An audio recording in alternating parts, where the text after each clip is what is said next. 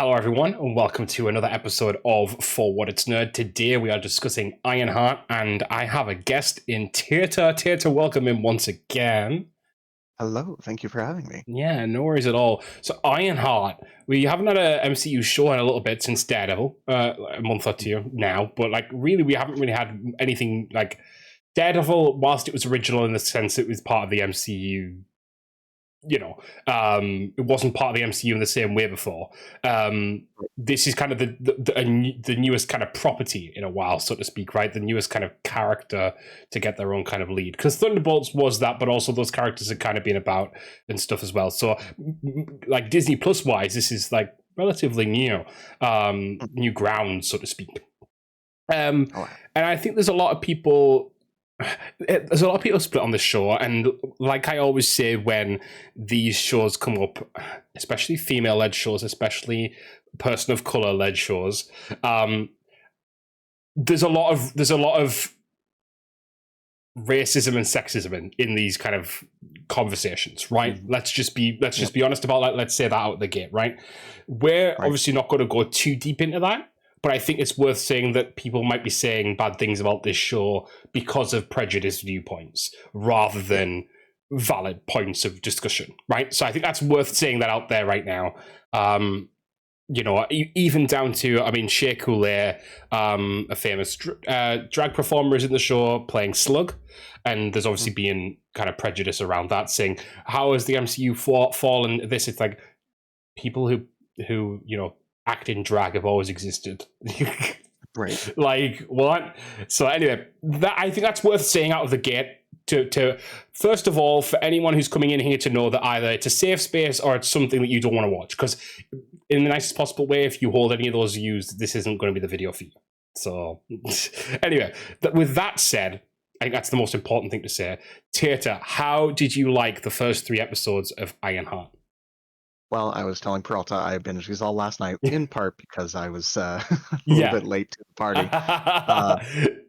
But mainly because it was just so captivating. I thought, okay, I'll watch an episode 2, I'll go to bed, and then I'll just... Nope, I could not stop myself. Yeah. And then, obviously, episode 3 ended where it did. Like, son of a gun. Yeah. I wish they had another one, but that's how they get you hooked. Again, I both love and don't like the 3-episode releases at times. Yes. Because now I know it's going to be 1 week at a time, and it's like, I just want my fix now. It actually isn't. So this is the interesting thing. So next week they're releasing another 3 episodes, and that's it done.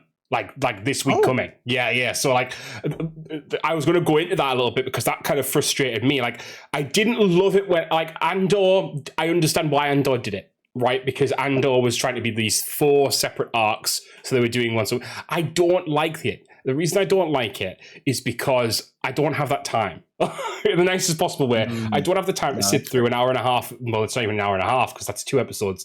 2 hours, 2 hours 10 of TV on a Wednesday. Or a Tuesday or whatever it drops. I don't have that time. But the thing is, because these are so spoiler-heavy shows, you have to, right? Basically, if you want to keep up, you have to. If you don't want to be spoiled, so that with Andor, I got because there was a production reason as to why they did it. They wanted each year to act as a movie. With Ironheart, it's clear that they don't believe in Ironheart as a show, and that's what's a little bit upsetting to me. What they've done is they've done what they did with Echo. They have dropped 3 episodes. They're going to drop 3 more episodes, and they're done. And I think it comes back to some of this that we've said prior. They want to move on now, because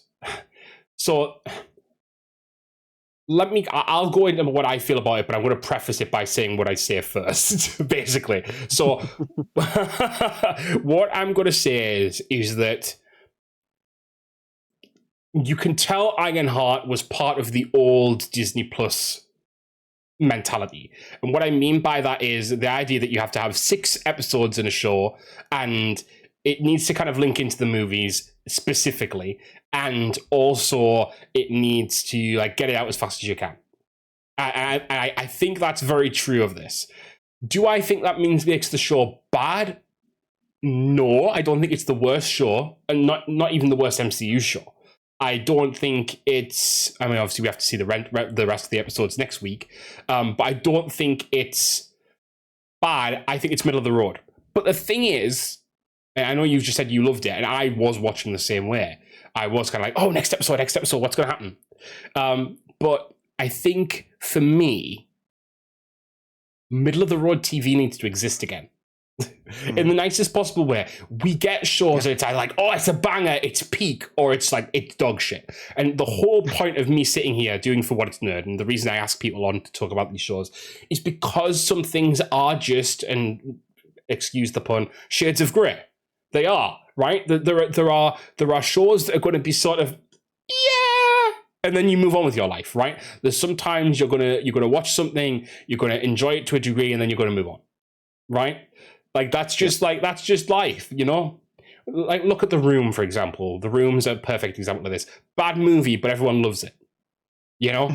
It's true though, isn't it? Like there are things like that exist.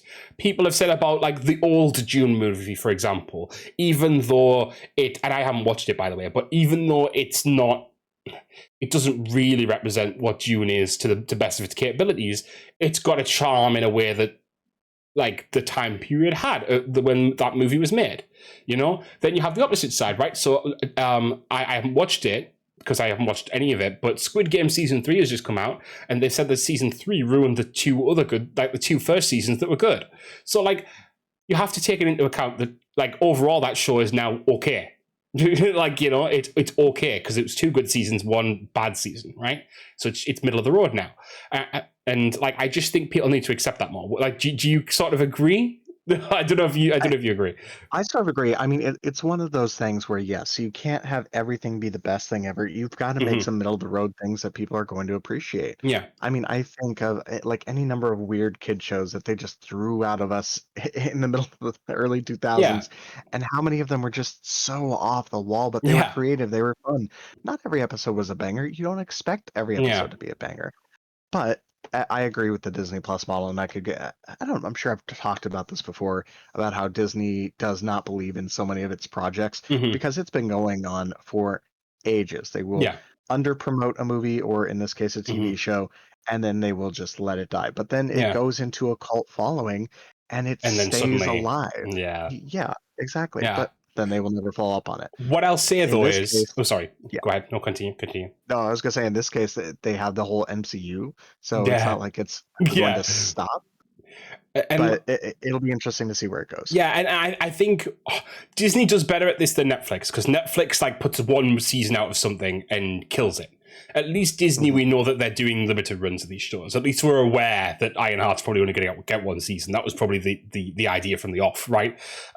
So in that way, I think it's better. Like Netflix gets you invested in a project, and then it ruins it. It runs it into the ground more often than not. I will say that I actually think Netflix did really great this past week. Maybe the week before, with K-pop Demon Hunters, original property. Actually really good. Go and watch that movie. It's fun. The soundtrack's great. I haven't stopped listening to it. That's my little side point. But back to Ironheart. I think what's frustrating to me is, let's just let's just talk about the elephant in the room. Mephisto, right? I will go through all the other characters eventually, but Mephisto is so clearly in the background of this. Or if not, they're really messing with people with this, right? Because, like, I mean, the whole demonic part of this show, the idea that Ironheart is, in essence, like the tech part, and then you've got the magical part with Parker Robbins, obviously, the Hood. And, you know, the end of the episode, the 3rd episode, he's shouting out at someone, and it seems very devil-esque. You kind of almost get a Paradise Lost type situation going on, a sort of Dr. Faust, a Faustian deal, so to speak, all that type of stuff. And in that way, it really annoys me, actually, because Mephisto has been something that everyone's been sort of wondering if we're going to go into that kind of dark corner of the MCU for ages, right? And so we kind of get to go there, and it's in a show that they don't promote, they don't care about, essentially. And I think that's a failure, because I think if you promoted this a little bit better and gave the idea that like they're going to be introducing these elements, and even if you kind of like if you paced it so that there's a little bit more of it was earlier on, because I think that's my frustration as well. I know this is coming. I know the magic element is coming, but I feel like the first 2 episodes is only hinted it a little bit. And I feel like if you pulled a little bit more of that forward, it would have been great. But they kept promising Mephisto. They kept promising like, oh, don't touch the hood and stuff like that. And like, it was so kind of, you know, what's coming that you want to keep watching. And to go back to what you were saying at the beginning, but I don't like the tactic they've used for it, because it feels like they've put Mephisto in this show specifically because they weren't confident in it. You know what I mean? Yeah, I do know what you mean, and it's one of those pieces where, as a person who's very, very, very, very, very casual with the comics, Mm-hmm. it is interesting to see. Okay, so who is it that they're actually trying to do? Because obviously they've dealt with like Doctor Strange and Mm-hmm. magic, but rarely has it been one of those where, oh, what actually is this? Have we explained this canonically yet? Yeah. And again, I'm familiar with some general like. I'm more familiar with Agamotto than I am Mephisto, Mm-hmm. just because I watched a lot of Spider-Man cartoons. Yeah. That was my initiate Yeah. to anything Marvel. Um, so it will be interesting to see how, Yeah. especially non-Marvel comics fans, because a lot of the MCU now is more than just comic fans. Yes, it So I is. think And there is like sorry. a level of broad appeal Mm-hmm. that this includes, Yeah. that it's still an interesting drama. I think Mephisto has become kind of part of MCU folklore, so to speak, though, because like you had people like wondering if he was going to be in WandaVision, and then you have his name dropped in Agatha, which is a lot more closer to that kind of that sort of dark magic-esque stuff. Like Scarlet Witch is very sanitized, right, in the nicest possible way. She's not like she is in the comics. It's not like as her magic isn't as deep as it is in the comics. Like in the comics, it's more like eldritch. In the movies, it's kind of it's based off an Infinity Stone, so it's not really magic. It's like more space powers, basically, in a sense, right? But like Agatha is more like your typical witch, and then kind of moving into this Parker Robbins, he's kind of seems to be more on that side, and we know Blade is being developed, and we know that they're kind of wanting to bring a Ghost Rider back at some point. Kind of that's rumbling about in places, and we kind of have an idea that they're trying to do a Midnight Suns movie. So is Mephisto here, or like even an agent of Mephisto, let's say, to kind of herald in that kind of darker toned MCU that they're trying to go for? And I don't know. I don't know. The thing is, we could all be duped again. We could all tune in next week and it might not be Mephisto at all. So I'm not keeping my hopes up. But there has been rumors. But regards the rest, I think this is something that I was watching it and someone brought it up to me, that I really like the kind of AI discussion that's happening in this show. I think it's very relevant. I think it's very real. The moment where Riri's mother asks her if she can bring back her stepdad as an AI, I like whatever you say about this show, it is hitting some poignant points about the use of technology, and I kind of really like that.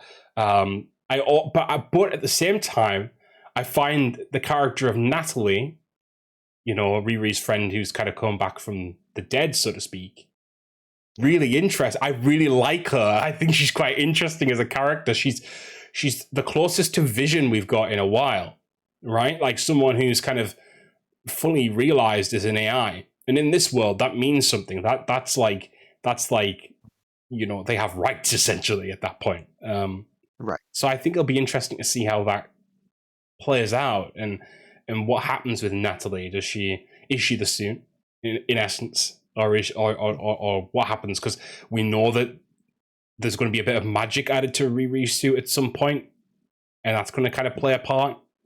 So, you know, what's going to happen there? You know what I mean?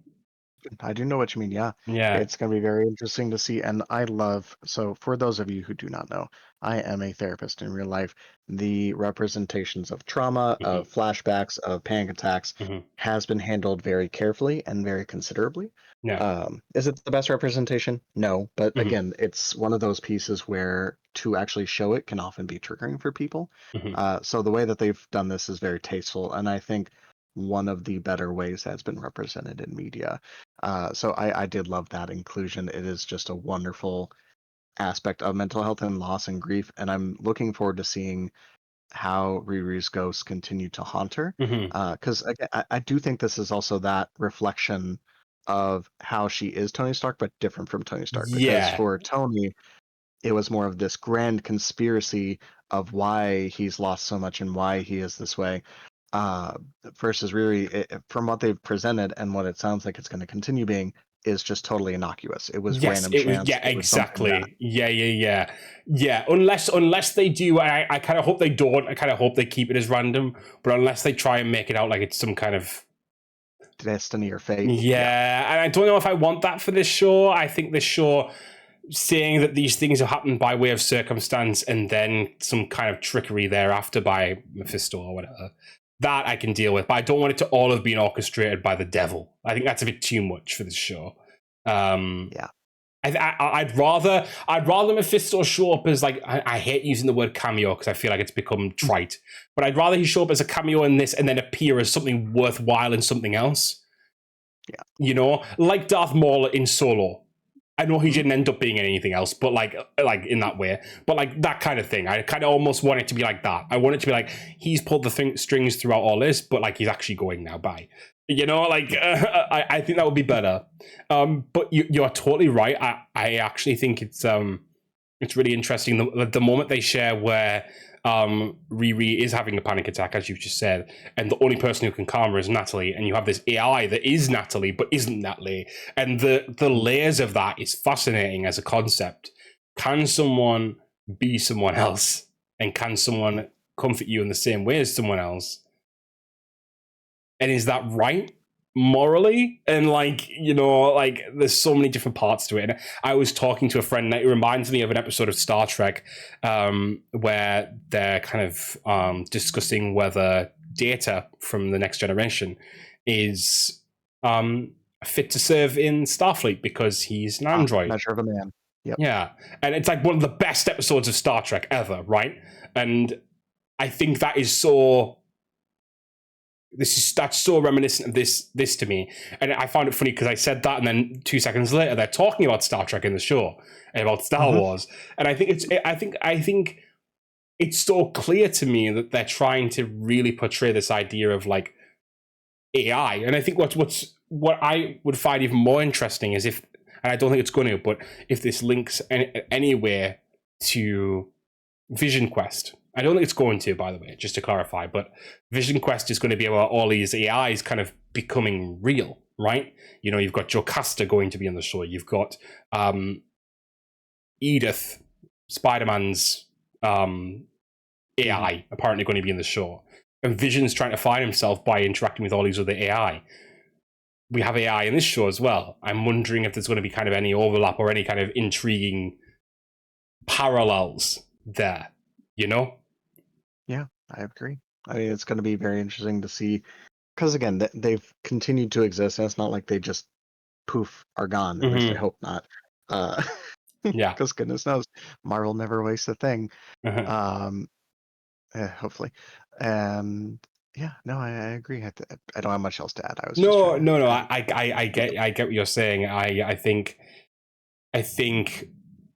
Marvel's in a weird phase right now, and I think that's what I keep coming back to. This show is okay, and sorry, is okay because we don't know the rest of it yet. But I think they're clearly trying to change to more of the format similar to what Daredevil was.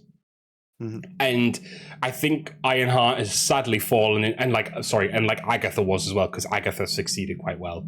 And I like that Agatha succeeded because it proves that you can break through the sexism and the racism and all that type of stuff.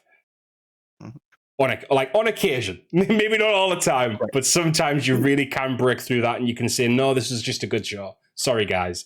But yeah, I'm interested to see if we're going to go more in that Daredevil kind of way, and it does seem to be that way. It does seem like they're trying to pare down and you know, hearing that what's his first name, Schreier, who did Thunderbolts, is going to be doing the X-Men movie now. And he did really well with that ensemble cast there. So I'd really like to see what he does with the X-Men characters. And also because that movie had a lot of sentimentality in it and a lot of care for the characters it was dealing with. It didn't just make them into comedy. So X-Men, I think, needs that when the X-Men come. You don't want that plight to be silly. You want the mutant threat, not threat, sorry, that's the wrong way of putting it around, but the threat to mutants to be real and tangible, and I think that'll be interesting. But yeah, I honestly think that what's happened is that Marvel is just it's changing over, and luckily, I mean, unluckily for Ironheart was one that was in development hell for a long time. And it's like Blade, right? I think Blade's still part of that time period as well. And it feels like they've finally got their footing again after the whole Jonathan Majors thing, but not fully. Like there's still stuff that's kind of like that's clinging on for dear life, and it's like let's just get past this now. I almost really just want Doomsday to come out for it to kind of level the playing field, and for us to not start again, but like start again. You know what I mean? Like whether that's a new universe or whether that's like a different universe or whether that's kind of like some people are brought back or killed or whatever, and then just let's go with that. Let's start again, you know? Yeah, no, I totally agree. It's one of those pieces where the downside of having any one person be a major linchpin in your story, it was a risk with Robert Downey Jr. Again, whenever they first started this, I doubt that they were expecting it to last as long as it did, because RDJ was a big risk, but then it turned into this big, now we have our linchpin, and now we can, no matter what. Once we lost that, well, now we have to shift away into having our villain be the linchpin. Well, here's the issue. Yeah, and that's the thing, right? I think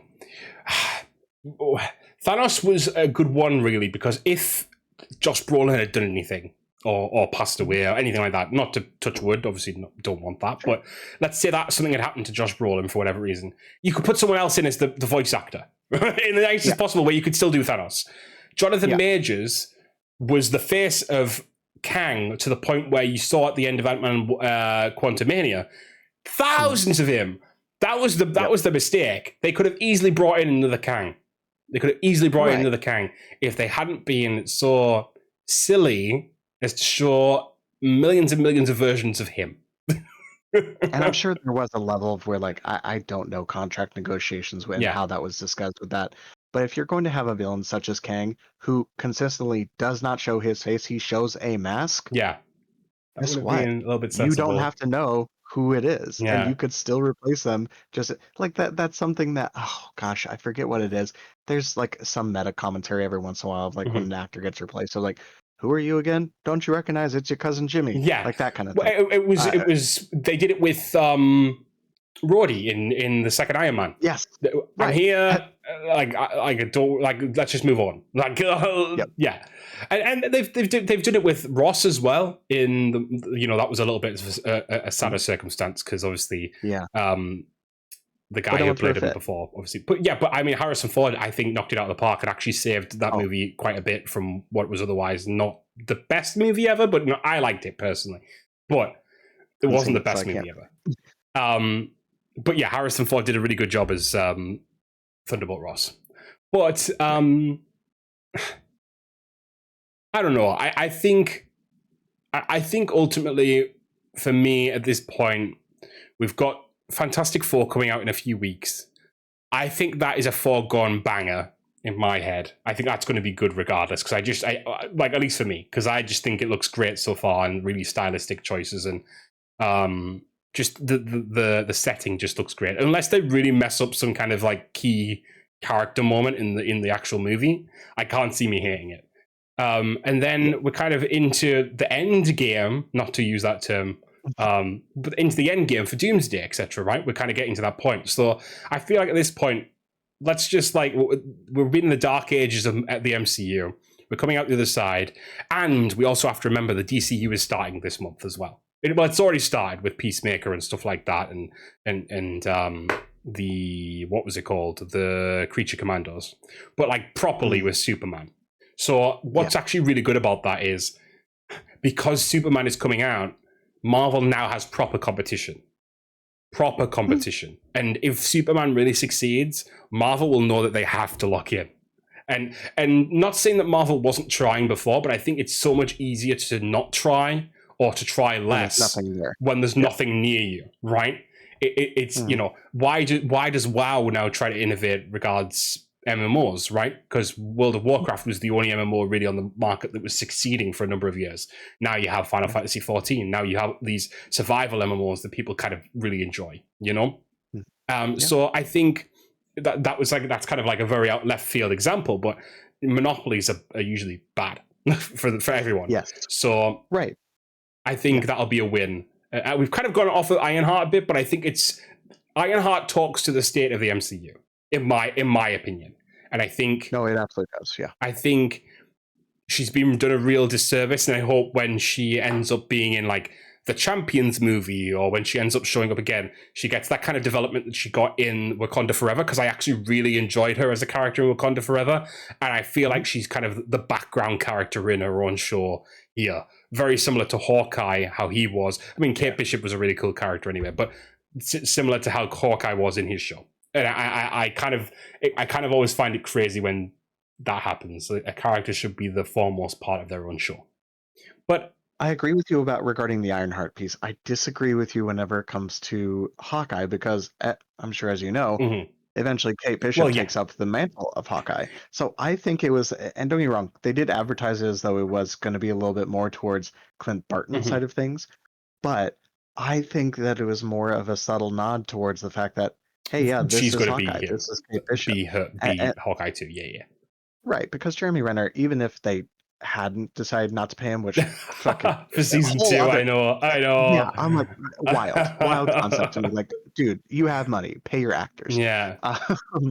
But I do think that was unintentionally or intentionally just a nod towards, hey, yeah, this is your Hawkeye now. Definitely. It'd be like if they made a Black Widow show and then it was Yelena. Yeah. Right. Don't get me wrong. I do think what you're saying is right. Hawkeye specifically, who's the title referencing? You know, if they're both the Hawkeye, so to speak. Right. But so I don't disagree with that. Just Ironheart. Yeah, I don't disagree with that. What I'll say is these are new characters that nobody, like, unless you're a comics fan. Yes. Like, even whenever we watched what was the What If series, right? Yeah. There you're introduced to the Hood. I had never heard of the Hood before that moment. So for a lot of people, it is going to be one of those issues of like, who are these people and how much do I need to know about their background? I mean, look at I think Rivals has done the same thing, right? Rivals has brought people to characters. Jeff the Landshark was not a popular character. Well, he was aware of, and people did like him, but like he is now like globally known. You know, he's like he's rose to being like a Marvel mascot in months. You know, yes. Luna Snow, very similar. People love Luna Snow now, and even I think even to a lesser extent, Lin Lee, the other version of Iron Fist. You know, so I think you're right. I think they have to do better at marketing these newer characters if they want to continue the MCU as it is currently and not reset, so to speak. Well, and that's why I think it's one of those pieces where we are resetting back to square one, because with each individual new, I think this was the issue with Marvel fatigue in the first phase, was you have a lot of origin stories, but they're origin stories as movies, so they're more digestible, versus this is a good 5 to 6 hours of content that, oh no, now I feel obligated to watch the show. It's a great show. Like, I think that's where they are underselling themselves, and it's just such a shame, because one, the actress playing Riri Williams is fantastic in this. Like, I have never in my days seen something like as believable from anyone other than, say, an A-list actor, and even then they phoned it in sometimes. But like, this is something, and I don't know if she's actually an A-lister. I realize that. No, I know what you mean. I know what you mean, though. Yeah, but it's just been so fun, and everyone surrounding her. I think even her mom's comment, I was just like, oh, that's fun. That was like a you have to force yourself into her life to be a part of her life, like that connection.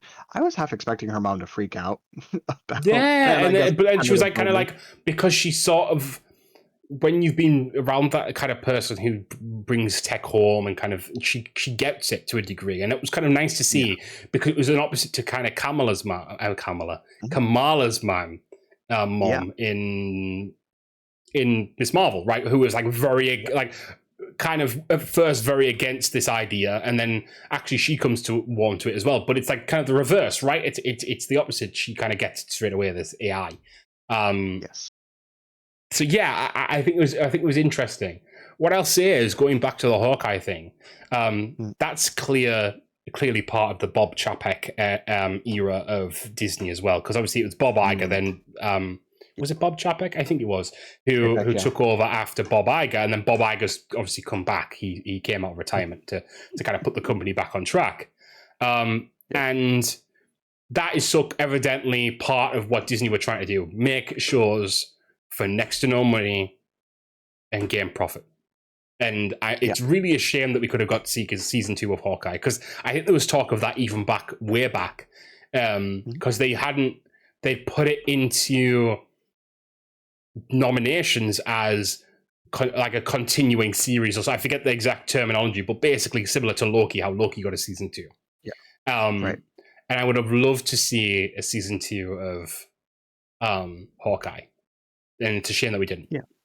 And I think it's just the fact that they don't believe in these properties enough, and that's crazy considering the characters that they're dealing with and the stature of the MCU. Right. Well, and it's one of those pieces where, as a person who is more likely to consume the TV than the movies right now, it just because it's a whole whole thing. Yeah. It's a whole thing. It's such a shame that they're just like, and nobody really watches that streaming. Like, you have a whole streaming service that was literally built upon an amazing TV show in The Mandalorian. How can you not want to invest in your own TV? Well, but what it really is, and again, it's like you said, we're not going to touch too much on it, because one, I am the closest I am to a person of color is I'm half Hispanic. Like that is the closest I get. So I'm not going to speak on black issues because that's not my place to do. Yeah. But I recognize you are not investing into the shows where you have people of color as your main point. Like even Moon Knight, that was the whole thing where I'm like, this feels lackluster, and I don't know why. And I think there's a big part of that like, okay, we're gonna see how this goes. It worked out really well for them, because I do think Moon Knight got quite a few views for a relatively unknown didn't get character. a season 2 again. Yep, and didn't get a season 2, right? Yeah. It is such a shame that is Disney's practice, whereas other places will be like, oh, we've booked 2 or 3 seasons right away, and then that's all you'll ever get. Yeah. Versus, oh no, if you see a show on Disney, good luck getting more than 1 season. I'm with Star Wars does seem to do it better. Star Wars, and this is crazy coming. Like we know Star Wars is a mess regard stuff, but at least they do a season 2. Like at least they do a season 2. You know. Yes. No. You know, but I will. You're right, because Tony Gilroy said that when he was making Andor, I think for season 2 especially, they were fighting for the money because Disney had told them that streaming's dead, and I don't think streaming's dead. I think it's just that they don't realize they think that it's like game development, right? It's like there was like about 10 years ago, everyone was trying to do an MMO.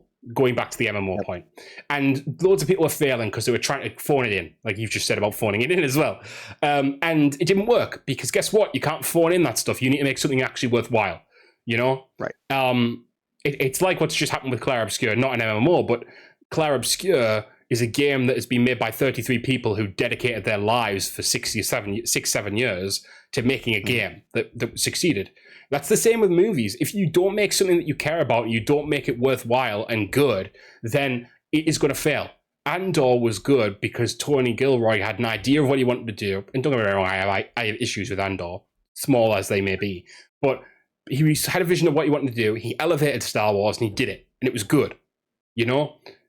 People... Yes. And you know what? It's not even about being serious. It's not even about dark tones.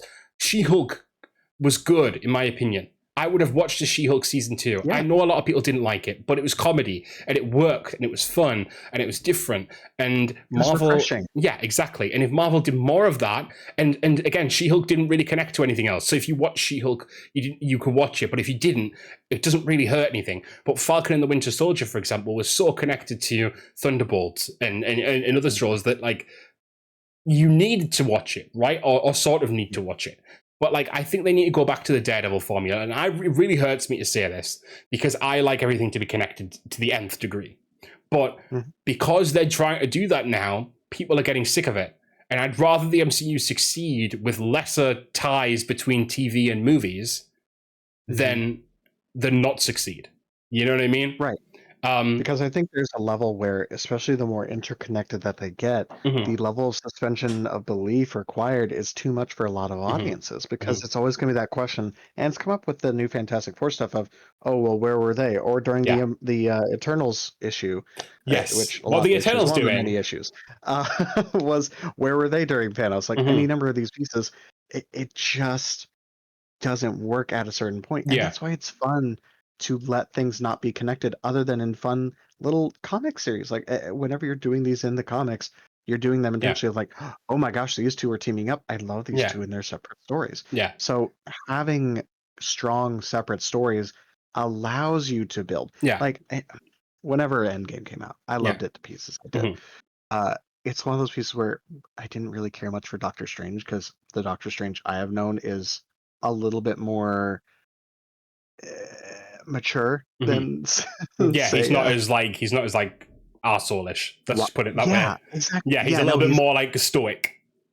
Yes, correct. And he's knowledgeable. Like that's the thing. Yeah. He's knowledgeable, he's not cocky. I think there's a level where most of the introductions to Doctor Strange I had, and mind you, very few introductions to Doctor Strange have been, oh, this is his origin.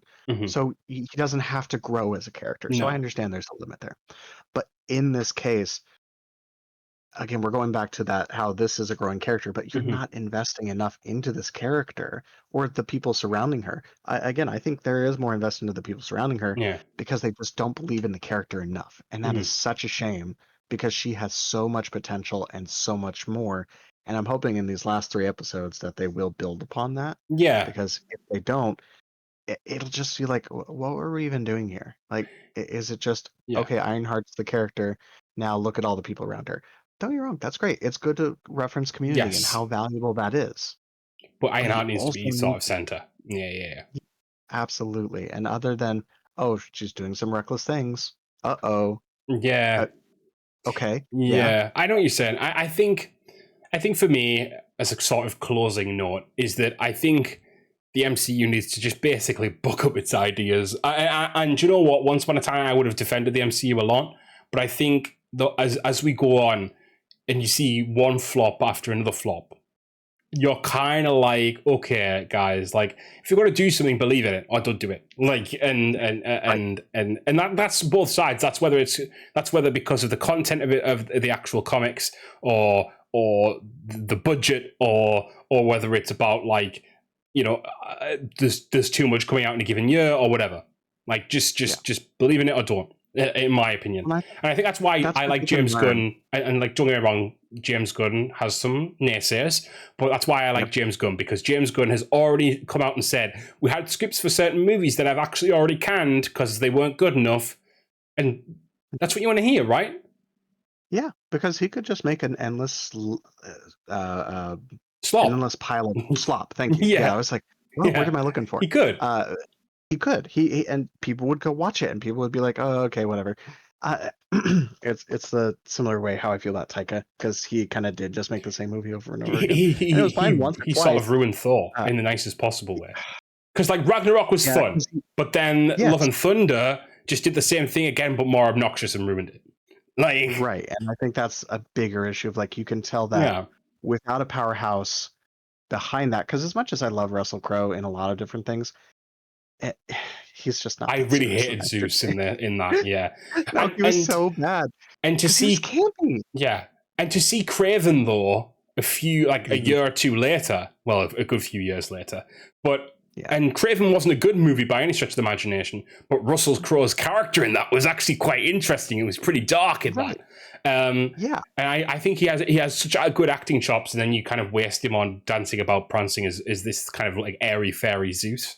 And that's nothing against that as a character in general, but like, that's not Zeus. You know? Well, even if it wasn't Zeus, I think it just wasn't that compelling for him to even be like, you have so many little minor obstacles that's like, okay, do we really need to go through this obstacle in the first place? Like, but also Gore was shit in the movie as well. Like, Gore didn't look like Gore, didn't act like Gore, didn't kill many gods, really. Like, the movie could have been so much more dark tonally. And also, what really annoys me, and I need to stop after this. What really annoys me is Korg, the self-insert character. I hate these. I hate any self-insert character, but I hate especially when someone won't let their self-insert character die. Because Korg is blasted to pieces in Love and Thunder, and somehow he manages to not only survive as a face, but then come back as a fully grown Rock at the end of the movie again. Get rid of Korg, kill him. That would have been such a not in the way of Meek. I was like, oh yeah, Meek's dead. Yeah. Okay. cool. I'm fine with that. I just met Meek. That's Yeah, fine. Oh, he's alive. Just let him be dead. It's fine. You don't need that extra. yeah. And I think all that to say is, if you want successful TV, if you want successful movies, if you want successful games, if you want successful art, because this is art, yeah. you need artists that give a shit. And also artists many that of know these that they need to be people don't. restrained sometimes. This is the thing. Yeah. You know, Taika and I love Dave Filoni, but Dave Filoni and act like people like them, they run rampant, and sometimes it doesn't work. Like sometimes it works great. Rebels, for example, love Star Wars Rebels. Ragnarok, as we've just said, love Ragnarok. But sometimes it doesn't work, and sometimes it shows up in stuff like Love and Thunder, and sometimes it shows up in like Mandalorian season 3, which wasn't really that good compared to the other ones. You know? Well, yeah, compared to the other ones, because it's mystery and it's an ending. Like, I think that's Yeah. don't get me wrong. I think they're a little bit more. Where's it going with that?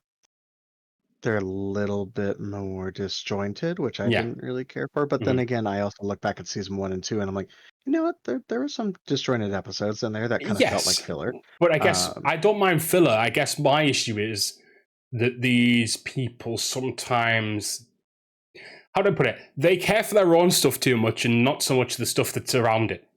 Let me put it that way. So Dave Filoni loves his Ahsoka. He loves his Clone Wars characters. He loves his Rebels characters, and that's fine because I like those characters too. Some of my favorite characters are from Rebels. Some of my favorite parts of Star Wars are in Rebels.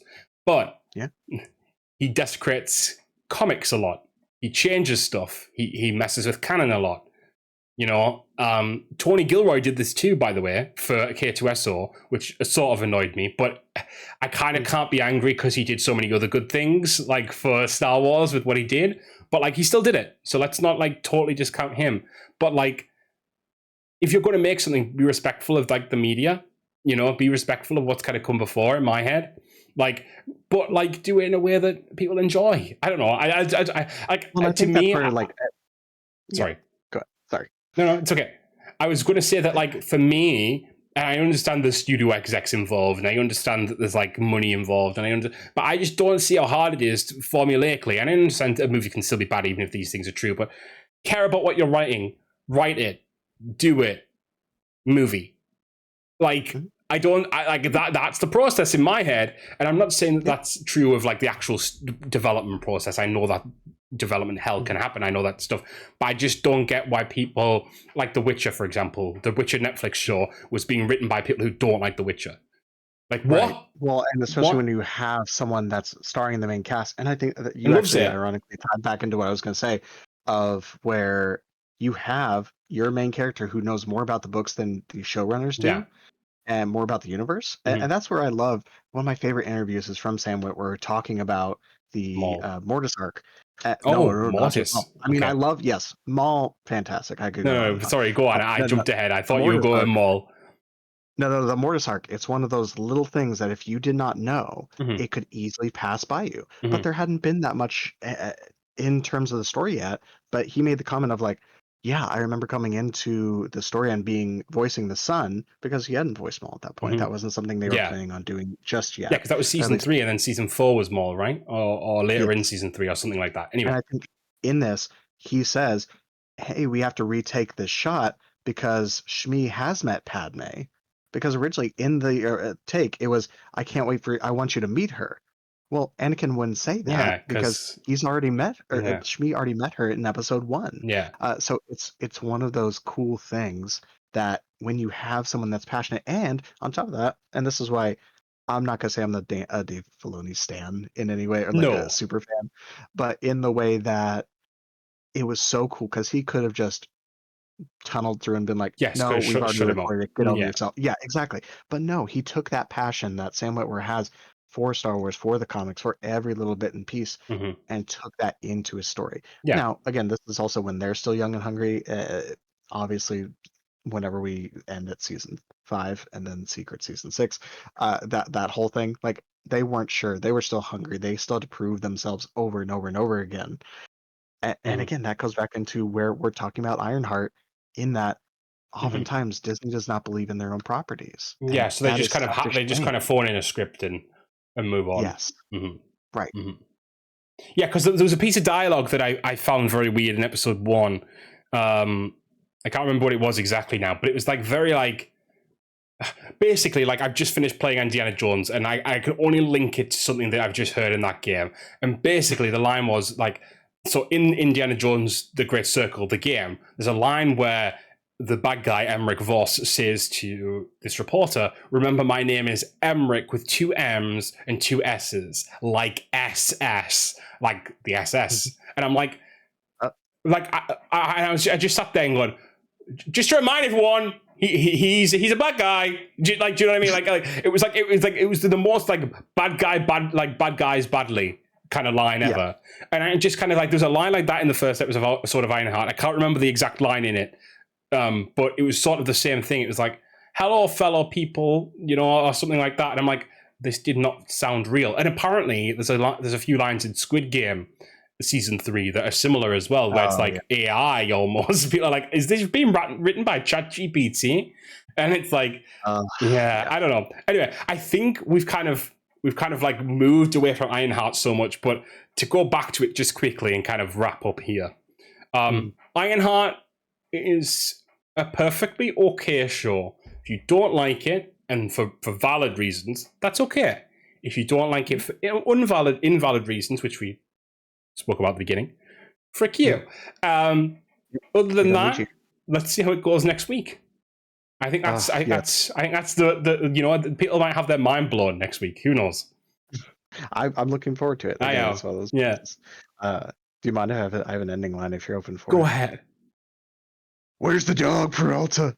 Where's the dog? What do you mean?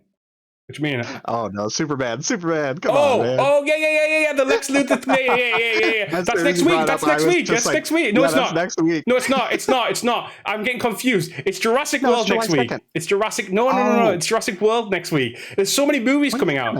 Jurassic World next week and end of Ironheart next week's episode, and then the week after is Superman, and the week after. It's Fantastic Four. Yeah. So we've got a lot to come. We've got a lot to come. Where's the dog? Yeah, I know what you mean now. Where's the dog? He's John Wick in it. I don't know what you mean. It does look quite fun, to be fair. I'm excited to watch it. So I know it's going to be so funny. Yeah. I like a good lighthearted Superman. Yeah, I think that's what's going to be good about it. Actually, you know what? I'm gonna go watch Superman just so we can come talk about like other hopes for any Superman properties. No. Yes, I'll definitely be putting up. I'll like for those who aren't aware, as a little closing note, I do kind of put up what I'm kind of doing ahead of time in my Discord now. So if anyone who's watching who would like to partake of the conversation, who's a friend of the channel, I do put up little postings saying, "Hey, does anyone want to join for this episode? Does anyone want to discuss it?" And that's why Tater's here today. So we might see Tater again soon. Maybe for Superman, apparently. Okay, guys, thank you so much for watching and listening. As always, I'll see you next week for Jurassic World and the ending of Ironheart. Until then, guys, see you later. Bye, everybody.